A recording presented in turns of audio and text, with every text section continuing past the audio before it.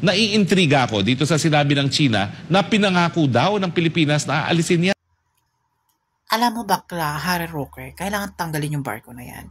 Because pag hindi mo yan tinanggal, I want a business old version about angle your ship and something oily and something kinakalawang, bad hill to our pieces, nakakamatay at something underground water, just the World War II. It's very sticky.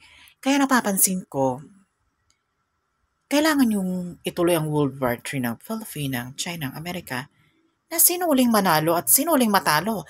Doon natin malalaman, like World War II, nanalo ang US, natalo ang Japan, nanalo ang whatever the China is, not my story. But this is right. Hindi yung puro salita, gawa, wala namang chains, walang naman sacrifice, wala mangyayari.